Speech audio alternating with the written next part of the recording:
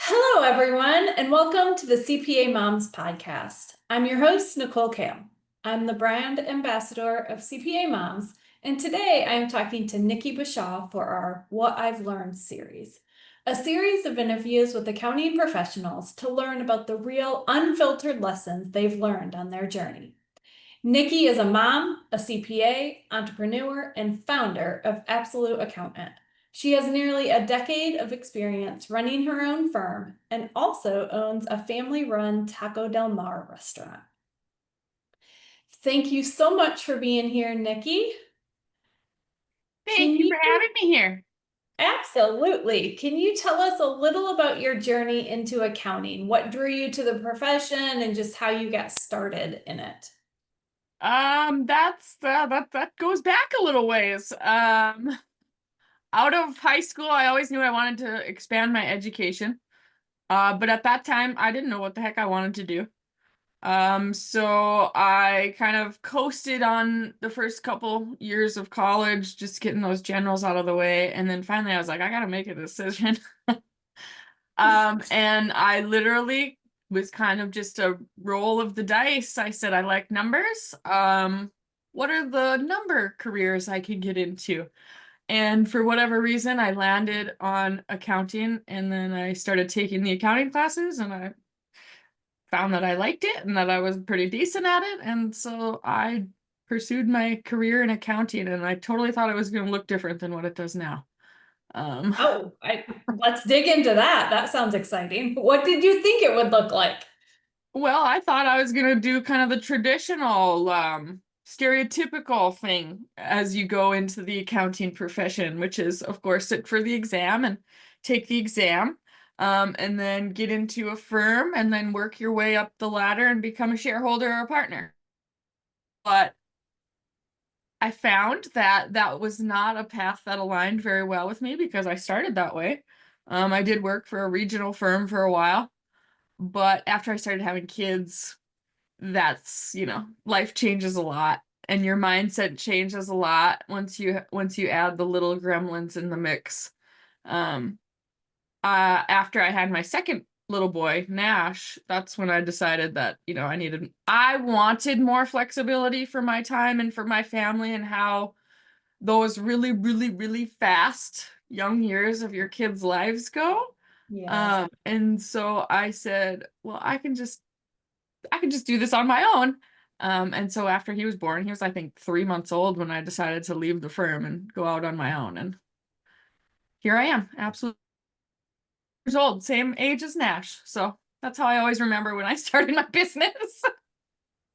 That's awesome. Well, congratulations. That's a hard leap to take. So tell me a little bit about what got you there because I found so many women want to, but they stay stuck because it's scary. So what kind of was just the deciding factor and this isn't going to work for me. I have to do something different. Well, I think deep down, and looking back, of course, in those moments, you don't ever really see the full clarity and the full like lesson that you were supposed to get, right? Until afterwards. That's what wisdom is. Um, but in when I was younger, I always knew I think I wanted to be an entrepreneur. Mom who worked two or sometimes three jobs trying to, raise us as a single mom. And something in me was just like, I'm gonna do this and I'm gonna do this my way and I'm gonna be successful my way and not on anybody else's terms. So I always kind of had that entrepreneurial spirit within me. Um, and then as I worked in various jobs, I worked in banking and corporate and in a public firm, it never, as good as a lot of those environments were, especially for building my technical skills and for giving me mentorship from people that I really, really appreciate their guidance and wisdom, the environment never was aligned with what I truly wanted, which was the flexibility of my time and how I run my time. If I want to work at 2 o'clock in the morning because everybody else is sleeping and it's quiet in the house, I can do that. Well, a lot easier when it's my practice versus someone else's. And so when I was just in the stages of like, should I leave my job or should I and start my own? I had a lot of support from my spouse. So that was a huge thing for me too. It wasn't as scary for me because I had the love and the support and the financial backing at that time from my spouse. But for somebody who would be like a single mom, so I think about somebody like my own mom in that scenario, where it's literally like you don't have that secondary financial piece, because that's really probably the scariest piece is, can I leave this nice cushy corporate job and still make ends meet without having a spousal support? Somebody in like my mom's scenario, I would just say you have to be incredibly confident in yourself, and you have to really, really dig deep into who you are as a person and live your true authentic self. And that's easier said than done, but that's tapping into that, like, I am who I am, and this is what the gifts I have to give to the world. And really, really empowering yourself is probably one of the biggest things that I've had to overcome and has helped me along my entrepreneurial journey. Yeah. Oh, beautiful. I love the way you said that too. And I mean, yes, being confident obviously helps. We talked about this actually not too long ago on the podcast. Is sometimes we feel like we have to already be confident and already have that, but really how you build that muscle and how you build the confidence is by taking that first step. It's like getting over the fear and just going for it because like hello, we are CPAs. Like, not everyone can be a CPA. So just that in itself should give you the confidence. And it's funny because I find so many women that they still are questioning, well, I don't know, do I have the ability to serve these clients? Can I even, do I have the smarts to do it? And it's like, yes, you earned a CPA license. Yes, you do. Absolutely. I mean, it's equivalent, in my opinion, to sitting for the bar. For It's sure. a beast of something. And if you can pass the CPA exam, I'm not a good test taker. So, if you can pass the exam, then you can pretty much do whatever the heck it is you want. Yes, agreed. And so those are a lot of the things I think that people think about before they start are some of the things you mentioned, financially, can I do this? Am I going to have the technical skills to do it? Some of those, I guess, tangible things. But what I found, at least in my journey, is really the biggest, I guess, changes that have to be made that I didn't even think about were mindset shifts. What were some of the most important mindset shifts that you had to make when transitioning to being a business owner? There's nobody else who's gonna catch you, and there's nobody else you can blame other than yourself. Yeah. Um, it's like, crap, now I'm on my own, and I used to be able to just be like, oh, that's the shareholder, and now it's like I'm the shareholder. Um, so I think one of the biggest things is that, and I still struggle with it even now, because it's a constant like work in progress, and it's that imposter syndrome, right? It's the oh my God, they're doing this or they've got this and blah blah blah blah, and I don't. How come? Blah blah blah. And you constantly question, you wonder why, and you compare. And that doesn't do anybody any good. Um, but it's hard to get out of some of those cycles sometimes. But I think just really stepping into the Dr. Seuss, you are you, and that is true. Truer than true, whatever the thing is, like, you are you. Nobody else in the whole world, no matter how much similarities you can find, you're not like anyone else, and you bring your own skill set and your own gifts to the table. And that is the one thing that has been the hardest hurdle for me to jump over. But it's been the most impactful when I finally just say, okay, I'm going to just do it Nikki's way. And it helps alleviate stress, and it helps attract more of what I'm looking for. Because in those moments when I just let myself be myself, rather than trying to be like CPA over here and, the coach over here and the wife over here, it gets, I'm living somebody else's life and not mine. And so really, really just stepping into, I am who I am, and like it or not, this is what you get and this is what I have to offer. That's probably been the biggest mindset shift that I've had to overcome in the pathway leading to where I am today. And, always a work in progress. It's always a work in progress. I found myself the other day just being like, how come they're this, that, and this, and that, and this, and that? And then my husband's like, Nikki, that's not you. Stop comparing yourself. I'm like, oh yeah, you're right. Yes. Yeah. I mean, it's easy to slip into the comparison game, and social media makes it like Oh so gosh, yeah. like in your face all the time that it's you have to fight not doing it. Well, yeah, those algorithms, I'll give them that. They know their math behind the scenes. They'll definitely hit at some of those pain points. For sure, yes. What would you say has been your biggest learning curve in running your firm? Ooh, hands down, the people management piece of it.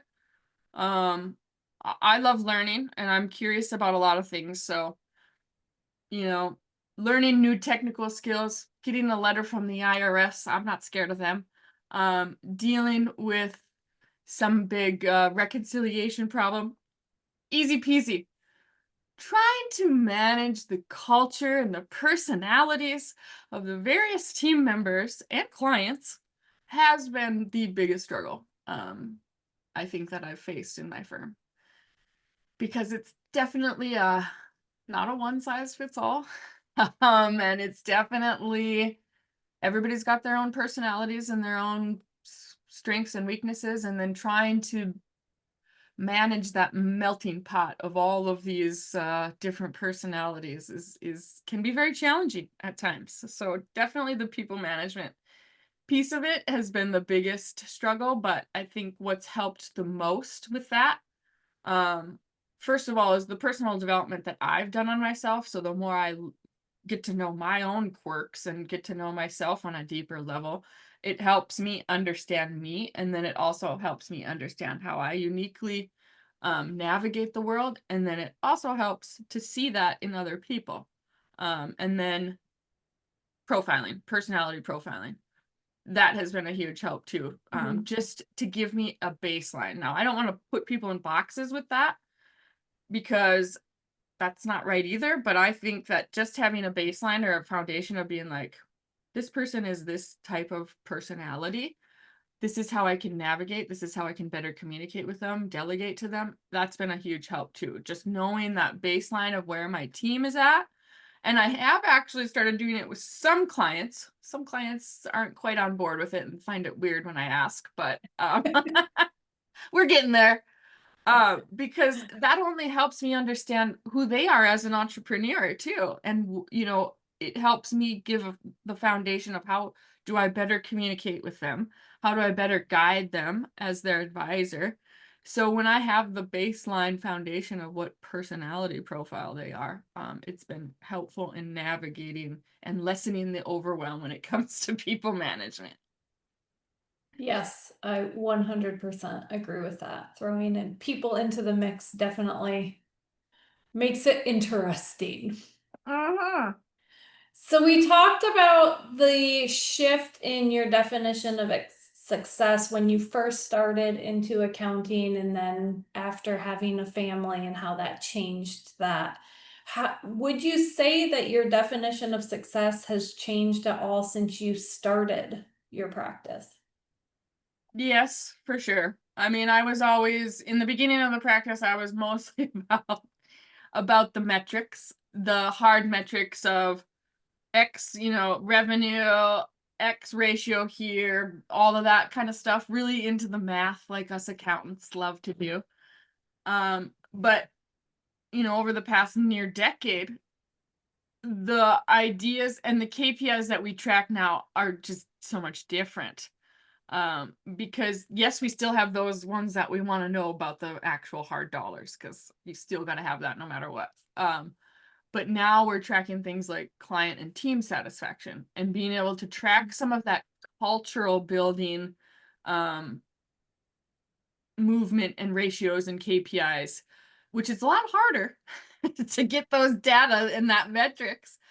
But The way success looks to me now is less about monetary financial. I mean, that's still a big part of it, but there's a lot more weight on how do I feel? How is this fulfilling my purpose? How is it for my team? How do they feel? Are they happy? What do they want to do? Can I help them better themselves professionally and personally?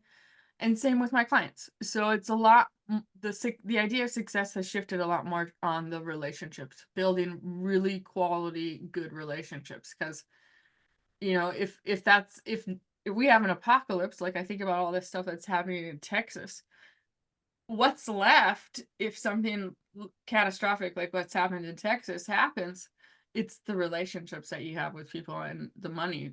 You can get buried with a casket full of money, but it's not going to do you any good. So success is definitely more about building healthy, strong, authentic relationships, and having some good financial flow is a bonus on top of that.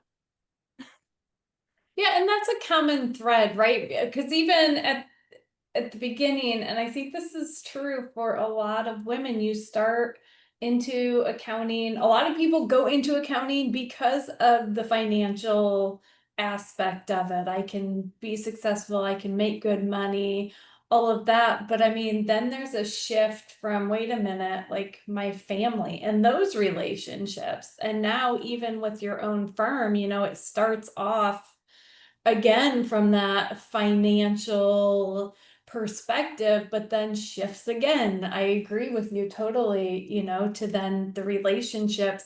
And those really, like, we don't think about it, but focusing on the relationships in an accounting practice, it then just feeds back to that financial side. You know what I mean? Like, people are people everywhere and they want those relationships. We are meant to connect and we crave that. No, even if you're an accountant and you think you don't, and you like just sitting in your little cubicle and being by yourself, like, we crave connection, true, authentic connection. And so that helps then attract the right clients and the right employees and all of that you need to build that successful firm. Yes, absolutely. That was very well said. Thank you. So what systems or habits have helped you stay sane while running your business and managing life? That's a good question. I'm still trying to figure that one out myself. No, I mean, there are some things that are like deal breakers. I got to do this. And one of them is my, like 20-minute quiet time meditation. Don't talk to me during this time. And I don't get it every day, and I can definitely tell the days when I don't get it. I get a lot crabbier. So I found that is an absolute deal breaker for me. Who I am and who I'm, hardwired to be, as much as I try to fight it sometimes, because I try to fight just push, push, push, push, go, go, go. That doesn't work for me. I have to have my time at least a little bit every day where I'm not answering kids, I'm not answering clients, I don't have all the stimulation coming in at me. Right now it's wonderful because it's summer in North Dakota, so I just go outside in the backyard and sit in the grass and leave Nikki alone while we're out there for 20 minutes. Wintertime gets a little harder, but it's also more peaceful because it's really quiet in the night when there's snow and there's just like nothing that you hear. So that's awesome. So one of the biggest habits for me has really been just taking that downtime. Even if it's the heart of tax season and I'm like, I have 50 taxes that are due and blah. It helps me get more done when I take that time for myself. So that's been a hard thing to do, but one of the most impactful things that I could probably ever really do is just take that time for myself, just to slow down once a day. And then monitoring all kinds of tech monitoring, like how do I know what my team's doing when they're when we're all working virtually. So finding unique pieces of software that I can feel like I have a handle on and I have good control and I know what people are doing. That's been a pretty huge thing too. So our workflow system that we use has this monitoring system built in to where I can hop on and be like, okay, so and so's working, so and so's not working. And then we've built in some daily thing requirements from our team on our Slack channel that they have to, state some certain things when they log in, state some certain things when they log out. So we kind of have a daily pulse of what everybody's doing and what they've been accomplishing. So we put some systems in place and use technology to our advantage to try to create that office environment, even though we're all in a virtual space. Nice.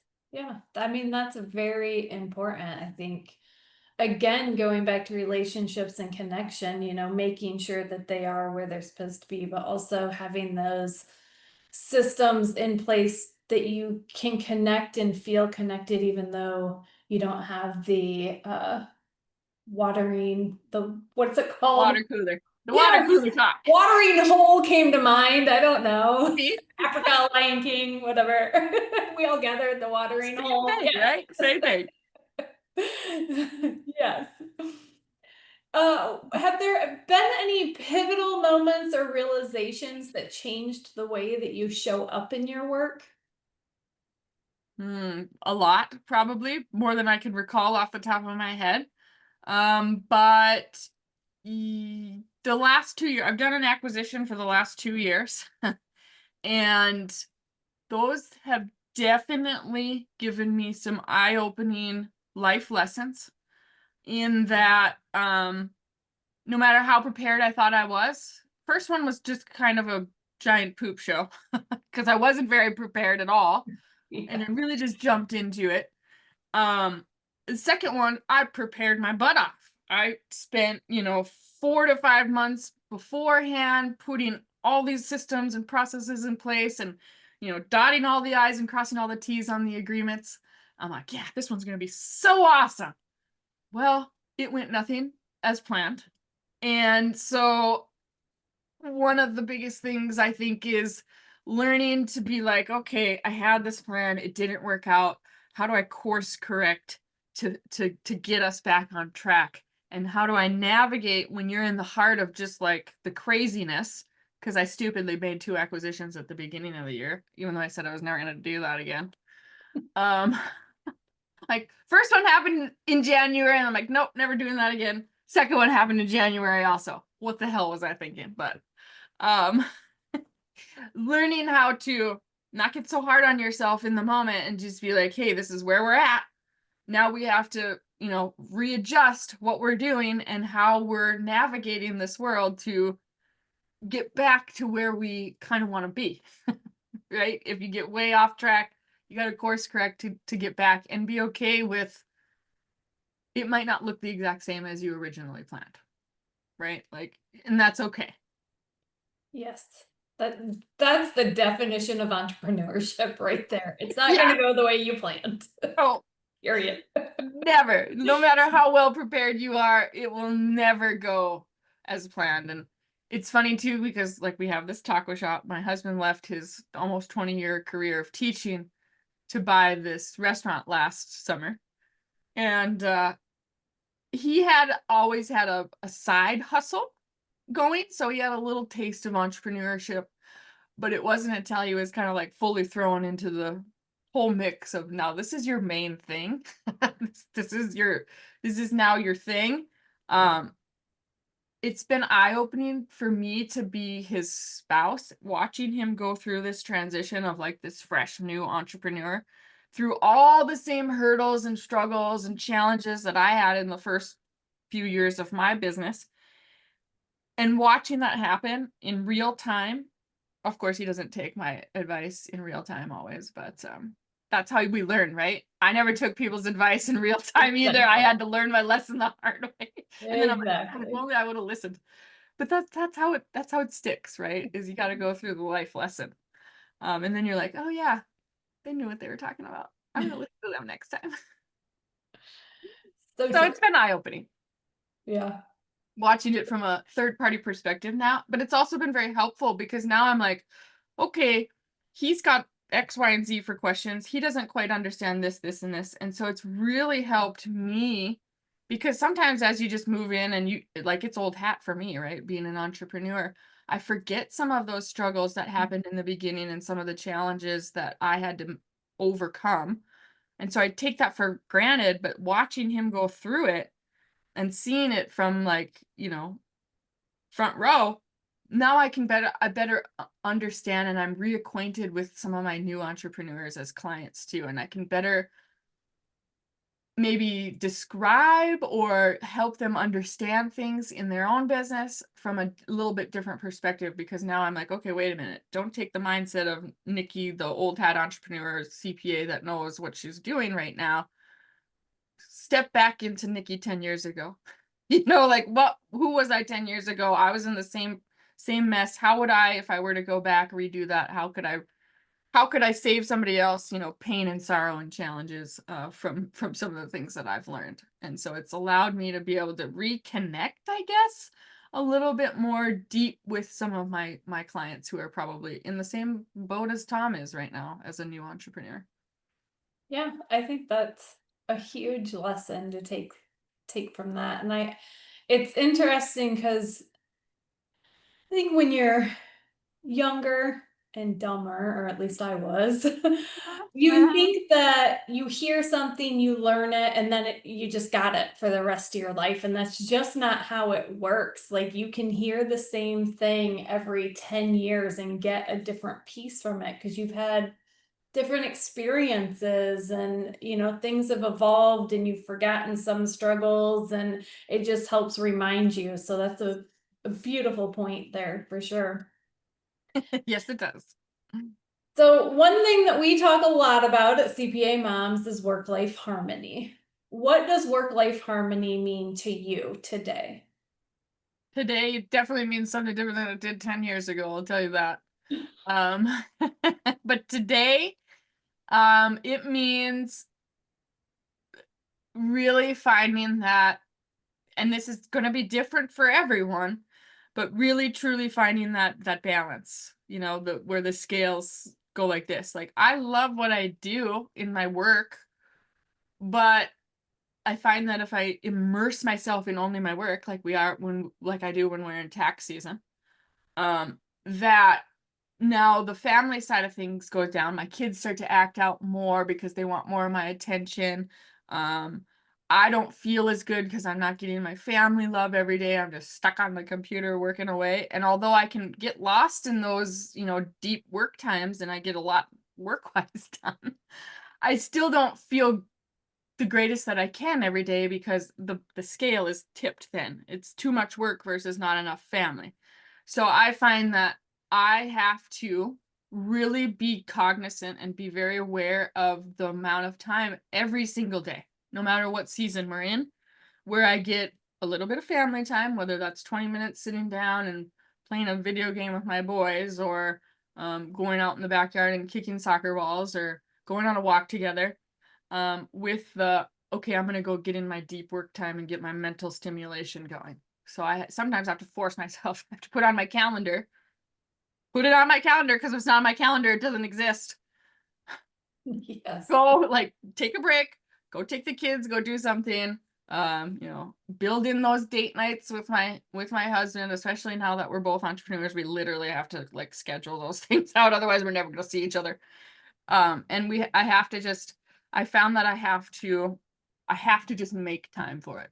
As busy as I can tell myself that I get sometimes, it doesn't help me if I don't force myself to take a break and go spend time with my friends and my family. So I have definitely learned over the last 10 years the value of slowing down and the value of balance, because I'm kind of a workaholic.